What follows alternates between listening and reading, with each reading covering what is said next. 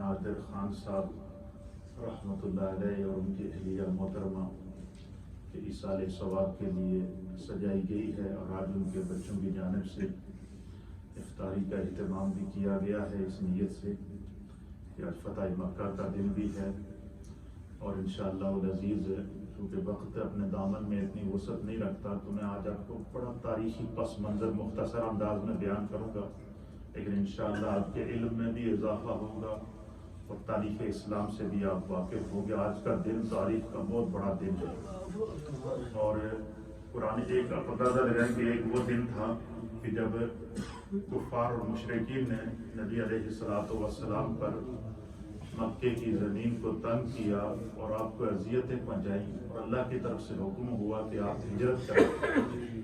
تو سرکار دو عالم صلی اللہ علیہ وسلم جب مکہ سے ہجرت کر کے مدینے کی طرف گئے تو اکیلے تھے، اور آپ کے ساتھ ایک حضرت ابوبکر صدیق تھے۔ پھر اس کے بعد 8 سال گزرے، کتنے؟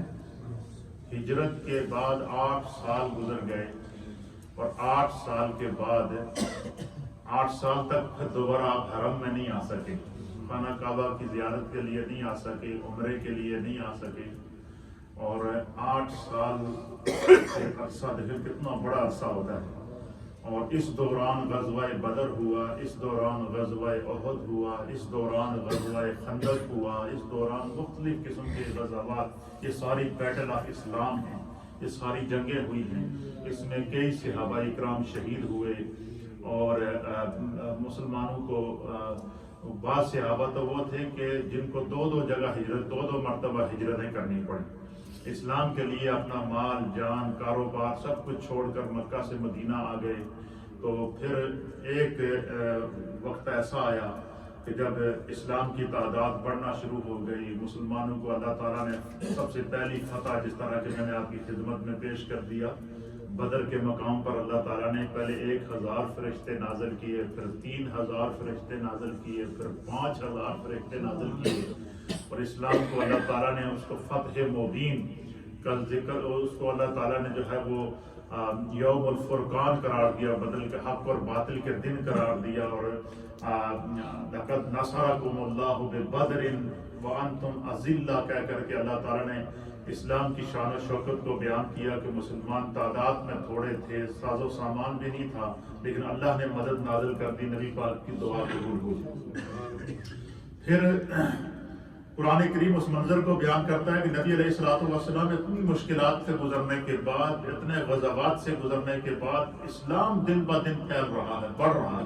اللہ تعالیٰ اس منظر کو بھی بیان فرماتا ہے کہ اذا جاء نصر اللہ والفتح، اے محبوب آپ نے نہیں دیکھا کہ جب اللہ تعالیٰ کی مدد اور فتح آپ کو حاصل ہوئی تو آپ نے نہیں دیکھا کہ یدخلون فی دین اللہ افواجا، تو پھر لوگ فوج در فوج، گروہ در گروہ، قبائل در قبائل اسلام میں داخل ہونا شروع ہو گئے، اب اسلام کی تعداد بڑھنا شروع ہو گئی۔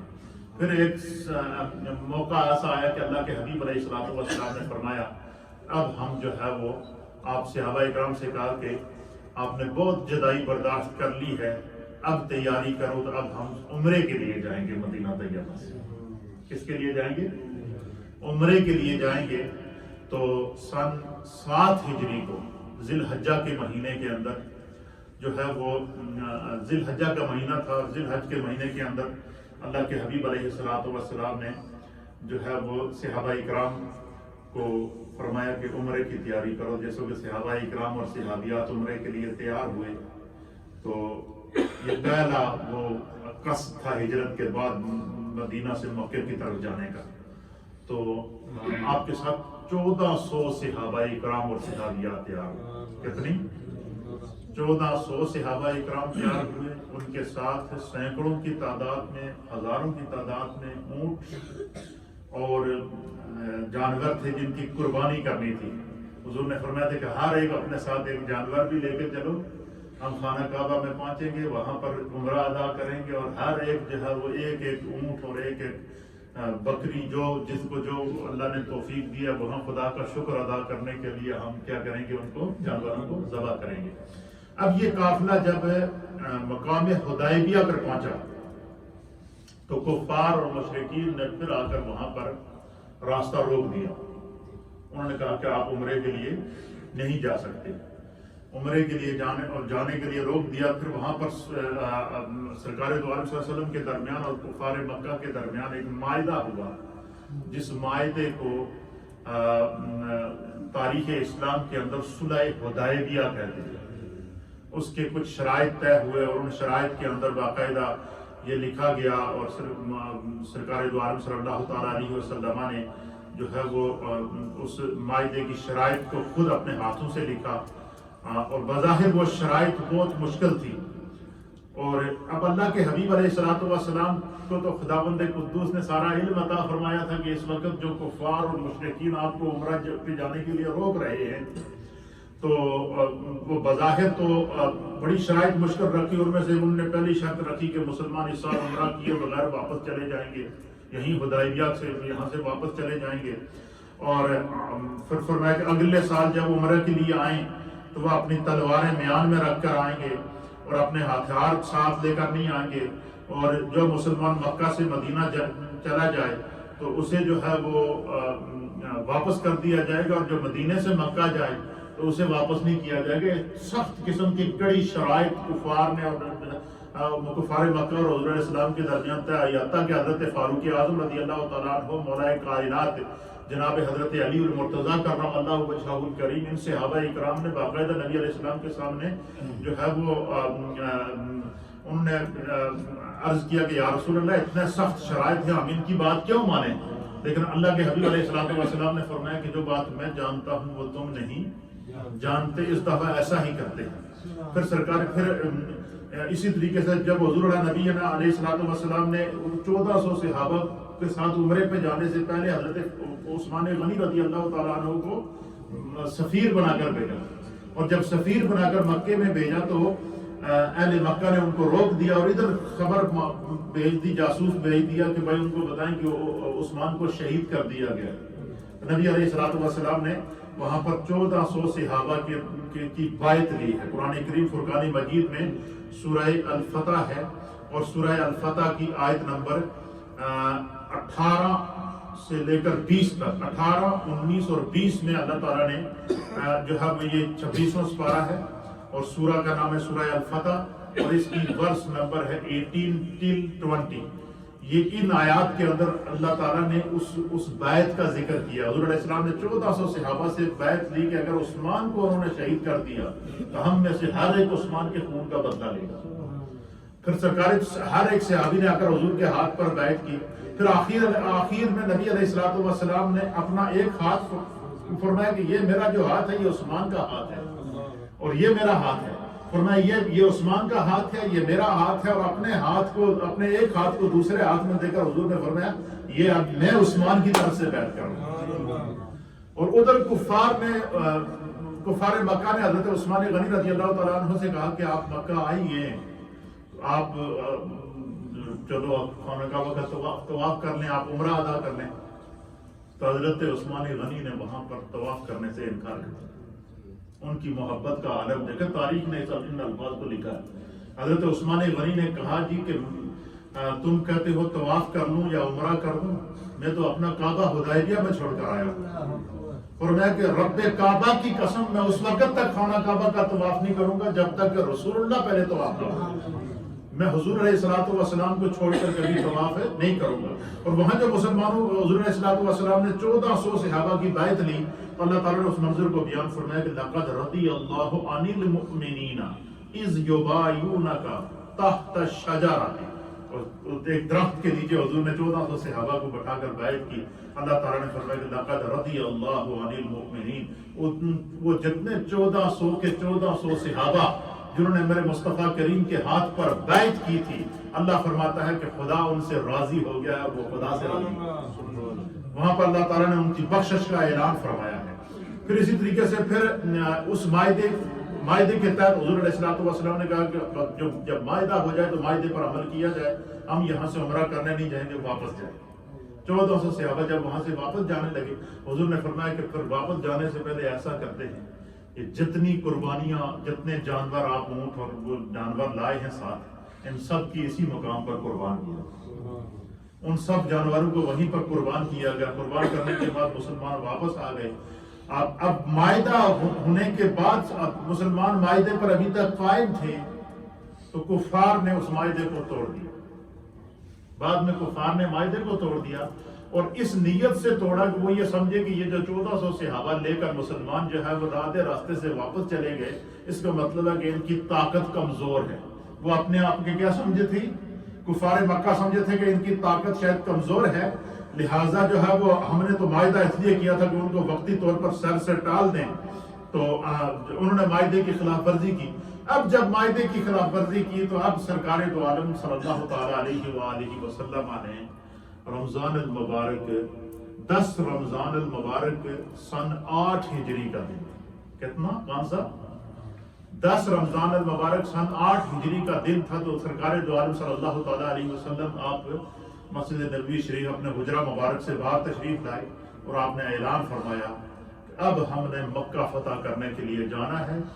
ہم نے معاہدے کی پاسداری کی تھی، کفار مکہ نے معاہدے کی پاسداری نہیں کی ہے، وہ مسلمانوں کو اور اسلام کی طاقت کو شاید کمزور سمجھ رہے ہیں، لہٰذا خدا کی بھی مرضی ہے، مصطفیٰ کی بھی مرضی ہے۔ پہلے میں تمہیں حدیبیہ سے واپس لے کر آیا تھا، اب میں مصطفیٰ تمہیں حکم دے رہا ہوں کہ اب تیاری کرو، اور مدینہ طیبہ کے اندر اور گرد و نواح کے اندر جتنے قبائل ہیں جو اسلام لا چکے ہیں، ان تمام پر اعلان کر دیا جائے کہ مصطفیٰ کریم صلی اللہ تعالیٰ علیہ وسلم آج مکہ کے فتح کرنے کے لیے روانہ ہو رہے ہیں، اور جنہوں نے اپنی بخشش اور جو اپنی بخشش چاہتے ہیں اور جو اس جنتی قافلے میں شامل ہونا چاہتے ہیں وہ آ جائیں۔ قبائل کے قبائل آنا شروع ہوئے، جوک در جوک، قافلوں کے قافلے، حتیٰ کہ سرکار عصر کا وقت تھا۔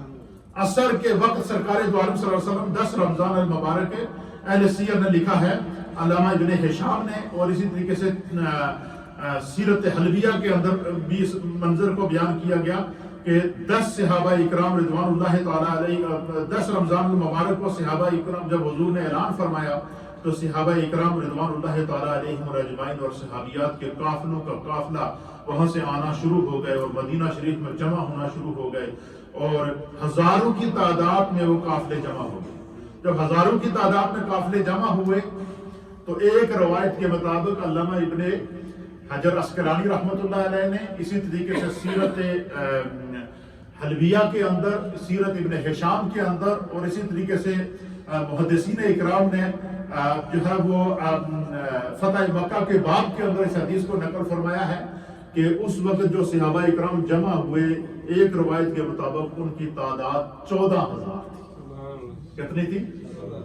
14,000 صحابہ اکرام جمع ہوئے۔ سرکار دو عالم صلی اللہ علیہ وسلم آپ عصر کے مقام پر عصر کے وقت اپنے گھر سے باہر نکلے اور مسجد نبوی کا میدان صحابہ اکرام سے، صحابیات سے بھرا ہوا، اور ایک عجیب و غریب جوش و خروش، اور سب کے سب کے جب اب سرکار کے ساتھ حضور نے فرما دیا کہ اب ہم مکے سے پہلے واپس نہیں آئیں گے، اور کفار کو جو ریاست مدینہ تو قائم ہو چکی تھی، اور سرکار دیکھیں سخت شرائط ماننے کے باوجود لاسٹ ایئر سرکار واپس آ گئے، اور اس میں اتنی سخت شرائط تھی کہ کوئی اگر مسلمان کوئی اگر جو ہے وہ مکے سے مدینہ آئے گا تو مسلمان اس کو واپس کر دیں گے، مکے میں مدینے میں نہیں روکیں گے، لیکن اگر کوئی مدینے سے مکے آئے گا تو ہم اس کو واپس نہیں آنے دیں گے۔ اس حد تک کڑی شرائط رکھے تھے، تو لیکن جب انہوں نے اس شرائط کی خلاف ورزی کر دی، معاہدہ توڑ دیا، تو اب اللہ کی طرف سے حکم ہوا کہ میرے محبوب اب آپ تشریف لے چلے۔ تو قرآن کریم فرقان مجید میں 26ویں پاری کی سورہ الفتح،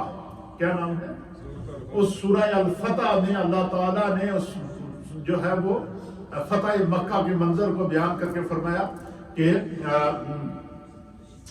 سورہ فتح کے اندر اللہ تعالیٰ نے اس میں جو ہے وہ اس منظر کو بڑے خوبصورت انداز سے بیان۔ سورہ فتح کا آغاز ہی اللہ تعالیٰ نے فرمایا کہ ان فتحنا لک فتحا مبینا، کیا فرمایا؟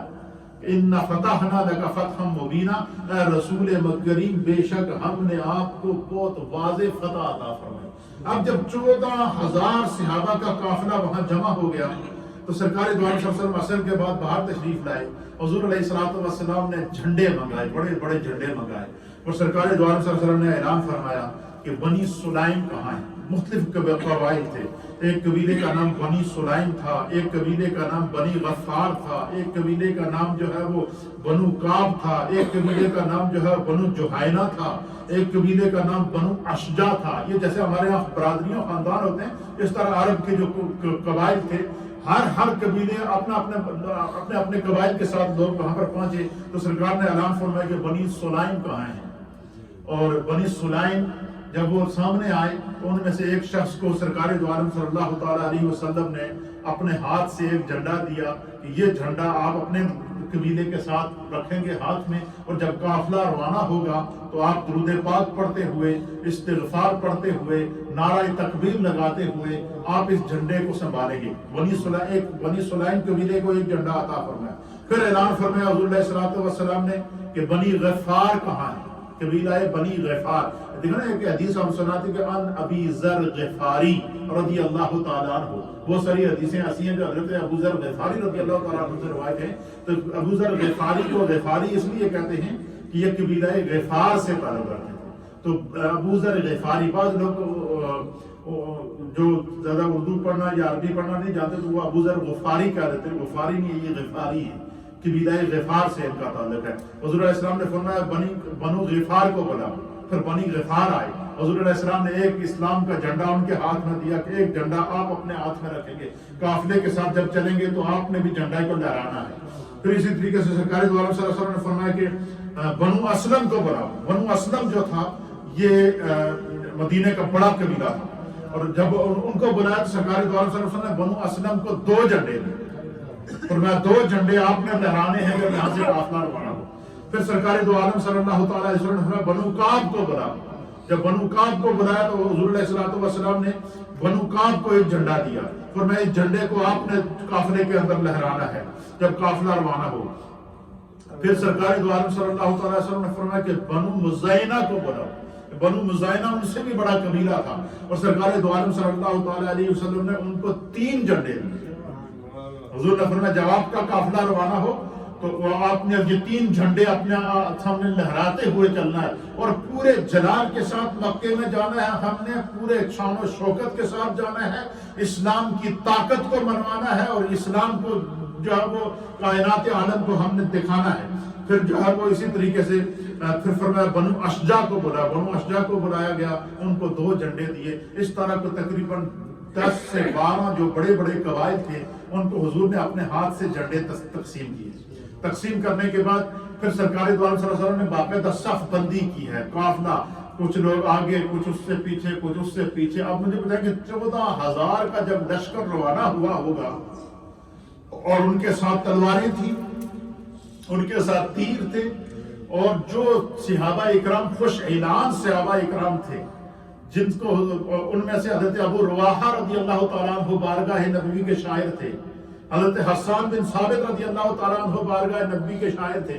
جو خوش اعلان صحابہ تھے نا، حضور نے ان کو آگے رکھا ہوا تھا، اور وہ بلند آواز کے ساتھ اسلام کی شان و شوکت کے اور نبی علیہ السلام کی نعت کے اشعار پڑھتے ہوئے جا رہے تھے، اور نعرہ تکبیر اور نعرہ رسالت اور اللہ اکبر کی ایک عجیب و غریب کیفیت تھی.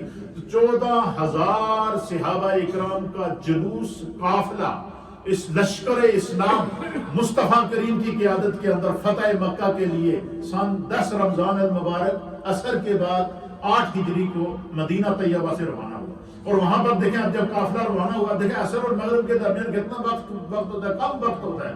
سارے صحابہ اکرام روزے کی حالت میں تھے. حضور علیہ الصلوۃ والسلام نے اعلان فرمایا کہ اب تمہیں اختیار ہے کہ ہم یہاں سے مدینے کا سفر شروع کر رہے ہیں، اور اللہ نے ہمیں سفر میں اجازت دی ہے کہ اگر تم چاہو تو روزہ رکھو، چاہو تو نہ رکھو، قضا کر لینا بعد میں. حضور نے فرمایا کہ میں تمہیں اجازت دیتا ہوں کہ تم کیونکہ یہ سفر اسلام کی شان و شوکت کا سفر ہے، اور سفر کے دوران تمہیں روزے کی رخصت ہے. تم جو چاہو تو ابھی روزہ بعد میں روزہ اسی وقت افطار کر دیا اور بعد نے نہیں کیا، تاکہ روایت کے مطابق سرکار دو عالم صلی اللہ علیہ وسلم نے خود بھی روزہ افطار کر دیا. کیوں کہ قیامت تک کے لیے امت کے لیے یہ سنت قائم کرنی تھی کہ جو بندہ قرآن نے کہا اگر بندہ بیمار ہو یا سفر کے اندر ہو فعدۃ من ایام اخر، اسے چاہیے کہ وہ روزے کو توڑ دے اور بعد کے دنوں کے اندر جو ہے وہ روزے کو قضا کر لے۔ تو سب سے پہلے سرکار نے خود بھی روزے کو افطار کیا، صحابہ سے بھی کہا اور جن سے کہا کہ جو روزہ رکھنا چاہیں رکھ سکتے ہیں، جو توڑنا چاہیں توڑ سکتے ہیں۔ سفر کی حالت میں وہاں سے قافلہ روانہ ہوا۔ یہ قافلہ اسلام کی شان و شوکت کا روانہ ہوتا گیا، چلتا گیا۔ راستے میں ایک مقام کے اوپر جب یہ قافلہ پہنچا تو آگے حضور علیہ السلام نے دیکھا کہ ایک کتیا نے راستے میں بچے دیے ہوتے اور وہ بچوں کو دودھ پلا رہے ہیں۔ تو سرکار دو عالم صلی اللہ تعالیٰ علیہ وآلہ وسلم نے اس قافلے کو روک دیا۔ حضور نے قافلے کو روکا، حضور نے فرمایا کہ اچھا صحابہ کو نہیں پتا کہ حضور نے قافلہ کیوں روکا۔ سرکار نے قافلے کو روکا اور حضور نے فرمایا کہ اپنا راستہ بدلی کر دو، اس راستے سے یہ قافلہ گزرے گا۔ تو بعض صحابہ نے عرض کیا، یا رسول اللہ یہ تو بالکل سیدھا راستہ ہے جس پہ ہم جا رہے ہیں، جس راستے کی طرف آپ اشارہ کر رہے ہیں، یہ تو بڑا مشکل راستہ ہے، اس میں کیا حکمت ہے؟ تو اب دیکھیں رحمت للعالمین آقا کو دیکھیے کہ وہ کس طرح حقوق کا خیال رکھتے ہیں۔ حضور نے فرمایا اپنا راستہ یہاں سے ہم بدلی کریں گے، کیونکہ آگے کتیا نے بچے دیے ہوئے ہیں اور وہ اپنے چھوٹے چھوٹے بچوں کو دودھ پلا رہی ہے۔ میں مصطفیٰ نہیں چاہتا ہوں کہ ہمارے اس قافلے کی یلغار کی وجہ سے، ہمارے اس قافلے کے روب کی وجہ سے، ہمارے اس قافلے کی گنگراہٹ کی وجہ سے اور ہمارے اس قافلے کے جو ہے وہ کی وجہ سے اس کی یہ کتیا اور اس کے بچے ڈسٹرب ہو۔ حضور علیہ السلام نے ایک صحابی حضرت سراقہ ان کا نام تھا، ان کو جو ہے وہاں کھڑا کیا کہ آپ یہیں پر کھڑے رہیں گے، جب سارا قافلہ یہاں سے گزر جائے گا تو آپ سب سے آخر میں آئیں گے تاکہ کوئی بندہ اس طرف نہ آئے اور یہ کتیا ڈسٹرب نہ ہو۔ پورا 14,000 صحابہ کا قافلہ راستہ بدلی کر کے گزر گیا، وہ کتیا بڑے مزے سے بیٹھی بچوں کو دودھ پلاتی رہی۔ یعنی یہ اسلام وہ دین ہے کہ جانوروں کا بھی حقوق رکھتا ہے۔ جنگ کے اندر سرکار نے فرمایا صحابہ اکرام سے اگر اسلام کی اور کفر کے مقابلے میں کوئی جنگ ہو جائے تو ہمارے مقابلے میں عورتیں آئیں تو ان پر تلوار نہ اٹھانا، بچے آئیں ان پر تلوار نہ اٹھانا۔ سرکار دو عالم صلی اللہ علیہ وسلم نے اس کے لیے منع کیا۔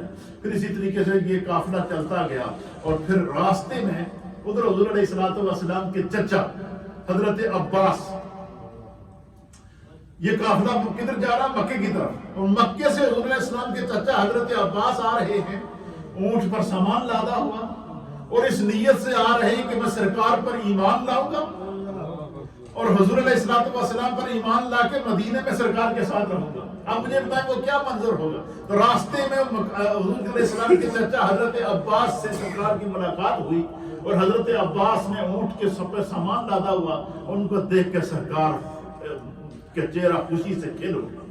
حضور علیہ السلام پر ایمان، یا رسول اللہ، عرض کرنے لگے حضرت عباس، یا رسول اللہ میں حاضر ہوں، اس سے پہلے جو مجھ سے کوتاہی ہوئی ہے میں وہ تو ہوئی ہے، لیکن اب میں آپ پر ایمان لینے کے لیے آیا ہوں۔ حالانکہ بعض روایات میں وہ پہلے ہی دل میں ایمان لا چکے تھے، لیکن وہ کیا منظر تھا؟ راستے کے اندر حضرت عباس آئے، اونٹ پر سامان لادا ہوا، مدینے کی طرف آ رہے ہیں اور مدینے سے 14,000 صحابہ کا قافلہ مکہ فتح کرنے جا رہا ہے۔ جب وہ وہاں پر آئے تو حضور علیہ السلام نے ان کو سینے سے لگایا، وہ حضور پر ایمان لے کر آئے۔ حضور نے فرمایا کہ ان کا جو سامان ہے نا یہ تو بھیجو مدینہ شریف، اور چچا یہیں سے واپس مکہ چلے گئے۔ اور سرکار نے اعلان کیا کہ چچا جان، اے میرے چچا جان، جس طرح اللہ نے مجھے خاتم النبیین بنا کر بھیجا ہے، جس طرح میں خاتم النبیین بن کر تمام کائنات کے لیے آیا ہوں، آپ کے نام پر اللہ ہجرت کو ختم کرے گا۔ صحابہ اکرام میں سب سے آخری ہجرت کس نے کی ہے؟ حضرت عباس نے۔ وہ بھی آدھے راستے کے اندر سرکار کو ملے فتح مکہ کے سفر کے دوران اور حضور علیہ السلام پر ایمان لے کر آئے، اور سرکار نے سامان ان کا مدینہ شریف بھیج دیا اور ان کو ساتھ واپس مکہ لے کر گئے۔ اور جس وقت مکہ میں قافلہ پہنچا، مکہ میں پہنچنے سے پہلے ایک مقام شام کا وقت تھا، تو مقام عراق ایک بہت بڑا میدان تھا۔ اس میدان کے اندر سرکار دو عالم صلی اللہ علیہ وسلم نے جو ہے پہاڑی پر چڑھ کر خطبہ دیا۔ حضور نے فرمایا سارا قافلہ یہیں پہ رکو، آج رات کو ہم نے ادھر ہی قیام کرنا ہے اس میدان میں، اور رات کو سب آرام کریں گے اور صبح یہاں سے ہم خانہ کعبہ کے اندر داخل ہوں گے۔ اب جب اس میدان کے اندر داخل ہوئے نا تو چاروں طرف پہاڑیاں تھیں، خانہ کعبہ کی، مکہ کی پہاڑیاں تھیں، ان پہاڑیوں کے بیچ میں ایک میدان تھا، وہاں پر 14,000 صحابہ کے 14,000 خیمے لگے۔ اور حضور نے فرمایا کہ ایک بات، اب دیکھو اللہ کی ہر کام میں حکمت ہوتی ہے۔ سرکار دو عالم صلی اللہ علیہ وسلم نے فرمایا کہ آج رات کو ہر خیمے والا اپنے خیمے کے سامنے آگ جلائے گا۔ اب جس وقت صحابہ اکرام نے 14,000 خیمے لگ گئے اور ہر صحابی نے ہر خیمے میں اپنے خیمے کے سامنے آگ جلائی، اور کفار مکہ اس وقت جب پہاڑیوں کے اوپر چڑھ کے دیکھ رہے تھے کہ کتنا بڑا قافلہ آ رہا ہے اور رات پڑی ہوئی تھی، جب انہوں نے دیکھا نا کہ ایک انبوہی کثیر ہے اور ہر طرف آگ ہی آگ جل رہی ہے، اور اس آگ کا ان خیموں کے سامنے جلنے والی آگ، وہ آگ کیا تھی؟ حضرت پیر کرم شاہ صاحب الازہری رحمۃ اللہ علیہ، حضور ضیاء الامت رحمۃ اللہ علیہ نے بڑا حضور انہوں نے فرمایا کہ وہ خیموں کے سامنے آگ نہیں جل رہی تھی، وہ اسلام کی عظمت کے چراغ روشن ہو رہے، وہ فتح کے چراغ تھے جو سرکار نے روشن کرائے تھے۔ اور جب کفار مکہ پہاڑیوں کے اوپر چڑھ کے انہوں نے دیکھا کہ ایک میدان ہے اور ہزاروں کی تعداد میں، اور کہنے لگے ہزاروں نہیں ہے، یہ تو لاکھوں میں ہے، اور ہر ایک خیمے کے سامنے آگ بھی جلتی ہوئی نظر آئی۔ رات ہی سارے کے سارے مکہ چھوڑ کر بھاگ گئے۔ رات کو حضور علیہ الصلوۃ والسلام پھر وہیں پر ابو سفیان، جن کی وجہ سے مکہ میں جنگ ہوئی تھی، بدر کی جنگ ہوئی تھی، وہاں پر وہ آ گئے اور اپنے ساتھ اور لوگوں کو جو سردار قریش کے سب سے بڑے سردار جو وہ بنو امیہ کے وہ تھے، جب وہ آئے تو انہوں نے کہا کہ یا رسول اللہ، جو جنگ ہوئی ہے، جو کچھ ہوا ہے، ظاہر دونوں طرف سے ہوا ہے، تو میں آپ پر ایمان لینے کے لیے، اور مکہ پہنچنے سے پہلے وہ وہاں پر ایمان لے کر آئے، اور ان کے ایمان لانے پر بہت سارے صحابہ اکرام بڑے غصے میں تھے کہ ان کی وجہ سے اتنی قتل و غارت ہوئی۔ حضور نے فرمایا نہیں، جو اسلام لے کر آئے، اسلام لانے سے پہلے کا اس کا کوئی بھی گناہ ہوگا، خدا اس کے سارے گناہ معاف کر دے گا، اللہ اس کے سارے گناہوں کو کیا کر دے گا؟ معاف کر دے گا۔ پھر اسی طریقے سے جب مکہ شریف میں پہنچے، کفار جنہوں نے ظلم کیے ہوئے تھے، جنہوں نے ہجرت کرنے پر مجبور کیا تھا، جنہوں نے طرح طرح کی اذیتیں پہنچائی تھی، وہ تڑپ رہے تھے کہ ہمارا انجام کیا ہوگا۔ تو حضور علیہ الصلوۃ والسلام نے وہاں پر اعلان کیا، لا تثریب، حضور نے فرمایا کہ آج میں تمہارے لیے وہ اعلان کرتا ہوں جو حضرت یوسف نے اپنے بھائیوں کے لیے دیا تھا۔ کیا فرمایا؟ کہ حضرت یوسف علیہ السلام نے جب اپنے بھائیوں کو معاف کیا تھا تو ان کے لیے جب اعلان کیا تھا، حضور نے فرمایا آج اہل مکہ کے لیے بھی میں وہی اعلان کرتا ہوں، اور وہ اعلان کیا ہے؟ فرمایا لا تثریب علیکم اليوم، آج کے دن کسی سے کوئی انتقام نہیں لیا جائے گا، آج کے دن کسی سے کوئی جو ہے وہ کوئی بدلہ نہیں لیا جائے گا، مجھے خدا نے رحمت للعالمین بنا کر بھیجا ہے۔ تو یہ اسلام فتح ہوا اور فتح مکہ ہوئی، اور اس فتح مکہ کو قرآن کریم فرقان مجید نے سورہ فتح کے اندر اور اسی طرح سے سورہ نصر کے اندر اس پورے منظر کو بیان فرمایا۔ یہ فتح مکہ کا یہ تاریخ، یہ this is the historical background of the فتح مکہ، اور یہ فتح مکہ تھی۔ تمام جنگوں کے بعد پھر یہ فتح ہوئی، لیکن اب دیکھیں کہ حضور علیہ الصلوۃ والسلام مکہ بھی فتح ہو گیا۔ آپ چاہتے تو مکہ میں پیدا ہوئے تھے، سب کچھ وہاں اور کوئی روکنے والا بھی نہیں تھا، گھر بھی وہاں موجود تھا، زمین بھی موجود تھی، جائیداد بھی موجود تھی، لیکن سرکار دو عالم صلی اللہ علیہ وسلم نے فیصلہ کیا کیا؟ حضور نے فرمایا مشکل وقت میں اہل مدینہ نے مجھ سے وفا کی ہے، لہٰذا میں مکہ تو فتح ہو گیا ہے لیکن میں اہل مدینہ کو نہیں چھوڑوں گا، حضور واپس مدینہ تھے۔ اس کے بعد پھر سرکار دو عالم صلی اللہ تعالیٰ علیہ وآلہ وسلم نے حجۃ الوداع فرمایا مدینے سے آ کر۔ اب جب آخری جو اس کا اندازہ منظر دیکھیں، جس وقت آپ حضور کو مکے سے نکالا گیا، اس وقت آپ اکیلے تھے اور آپ کے ساتھ حضرت ابوبکر صدیق تھے۔ جب فتح مکہ ہوا تو آپ کے ساتھ 14,000 سے اباؤ صحابہ اکرام تھے، اور پھر جب اس سے اگلے سال سرکار دو عالم صلی اللہ تعالیٰ علیہ وسلم یا اس سے اگلے سال جو ہے حضور جب حج کرنے کے لیے آئے، حجۃ الوداع کرنے کے لیے، تو حضور نبینا علیہ الصلوۃ والسلام کے ساتھ 1.25 صحابہ اور صحابیات، 1.25 صحابہ اور صحابیات حضور علیہ الصلوۃ والسلام کے ساتھ جو ہے وہ حجۃ الوداع کے موقع کے اوپر آئے، اور پھر وہ حضور علیہ الصلوۃ والسلام نے حجۃ الوداع کے موقع پر جو خطبہ ارشاد فرمایا، وہ خطبہ کائنات انسانی کے لیے ایک دستور ہے۔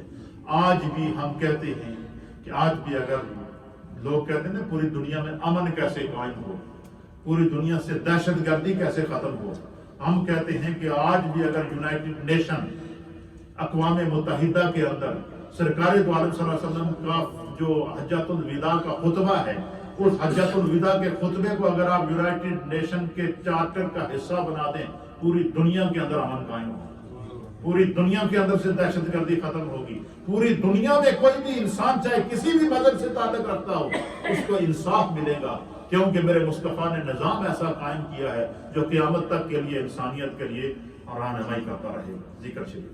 لا الہ الا اللہ الا اللہ الا اللہ لا الہ الا اللہ الا اللہ الا اللہ لا الہ الا اللہ الا اللہ الا اللہ لا الہ الا اللہ محمد رسول اللہ صلی اللہ تعالی علیہ وآلہ وسلم.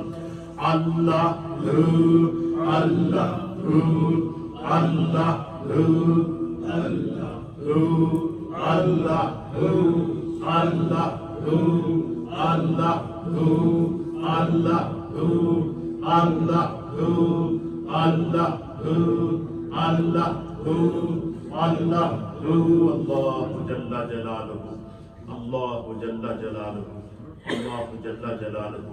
اللہ تعالیٰ آپ سب کا بیٹھنا اپنی بارگاہ میں قبول فرمائے. ایک دفعہ سورہ فاتحہ شریف، 3 دفعہ سورہ اخلاص شریف کی تلاوت کریں. آج کی یہ جو مجلس ہے یہ ہمارے بھائی اعجاز نادر خان اور فیاض نادر خان اور ان کے بہن بھائیوں کی جانب سے حاجی نادر صاحب اور ان کی والدہ صاحبہ اور والد صاحب حاجی نادر صاحب اور ان کی اہلیہ محترمہ کے ایصال ثواب کی نیت سے اس دسترخوان افطاری کو انہوں نے سجایا ہے. اللہ تعالیٰ اپنی بارگاہ میں قبول و منظور فرمائے. کل کی جو مجلس ہوگی وہ کل 21 رمضان المبارک ہے اور یوم شہادت ہے مولا کائنات جناب حضرت علی المرتضیٰ کرم اللہ وجہہ الکریم کی بارگاہ میں. کل مولا کائنات کے نام سے مجلس ہوگی. اللہ تعالیٰ اپنی بارگاہ میں قبول فرمائے. اللہم صلی علی سیدنا محمد وعلى آل سيدنا ونبينا ومولانا محمد صلاة دائمة مقبولة تؤدي بها عنا حقه العظيم. اللهم ربنا اغفر لنا ولوالدينا ولأساتذتنا ولمشايخنا ولجميع المؤمنين والمؤمنات والمسلمين والمسلمات الأحياء منهم والأموات. يا رب بالمصطفى بلغ مقاصدنا واغفر لنا ما مدى يا واسع الكرم. یا اللہ جتنے جملہ کلمات طیبات پڑھے گئے ہیں اس پوری مجلس ذکر و دعا کا جو اہتمام کیا گیا ہے، اس پورے افطاری کے دسترخوان کے لیے جو اس سجاوٹ کا اہتمام کیا گیا ہے، اللہ اپنی بارگاہ میں قبول و منظور فرما. اس کا ثواب نبی اکرم صلی اللہ تعالیٰ علیہ وآلہ وسلم کی بارگاہ میں پیش کرتے ہیں قبول فرما. تمام فتح مکہ کے میں 14,000 سے زائد جو صحابہ اور صحابیات شریک تھے، اللہ ان تمام کی ارواح کو پیش کرتے ہیں قبول فرما. بالخصوص اللہ حجۃ الوداع کے موقع پر جو کم و بیش 1.25 لاکھ صحابہ اور صحابیات شامل تھے، اللہ ان تمام کی ارواح کو اس کا ثواب پیش کرتے ہیں قبول فرما. ان تمام نفوس قدسیہ کی برکت سے اللہ ان تمام کلمات طیبات کا، صورتوں کا، اوراد و وظائف کا، تسبیحات اور تحلیلات کا جو قرآن حکیم ختم کیے گئے ہیں ان کا، جتنی صورتیں پڑھی گئی ہیں ان کا ثواب محترم حاجی نادر خان صاحب اور ان کی اہلیہ محترمہ کی روح کو پیش کرتے ہیں قبول فرما. اللہ ان کے درجات کو بلند فرما، جنت الفردوس میں اعلیٰ مقام عطا فرما. ان کی جتنی بھی مسجد کے لیے خدمات تھیں ان کے لیے صدقہ جاریہ فرما. یا رب کریم دنیا میں جتنی بھی لغزشیں، کوتاہیاں، گناہ دانستہ نادانستہ ان سے واقع ہوئی ہیں اپنے حبیب کے صدقے معاف فرما. ہم سب کے تمام مرحومین کو اللہ اس کا ثواب پیش کرتے ہیں قبول فرما. یا اللہ سب کے درجات کو بلند فرما. جتنے ساتھی اعتکاف کی نیت کر کے اس مسجد کے اندر اور دنیا بھر میں معتکفین اس وقت بیٹھ چکے ہیں، اللہ سب کے اعتکافوں کو قبول فرما. یا اللہ ہم سب کو لیلۃ القدر کی ساعتیں نصیب فرما، عشرۂ اخیرہ کی ساعتیں نصیب فرما. اللہم اجرنا من النار، اللہم اجرنا من النار، اللہم اجرنا من النار. یا مجیر یا مجیر یا مجیر. یا رب بالمصطفیٰ بلغ مقاصدنا واغفر لنا ما مدى یا واسع الکرم برحمتک یا ارحم الراحمین. اس دسترخوان کو آگے بڑھائیں. سب حضرات دسترخوان پر تشریف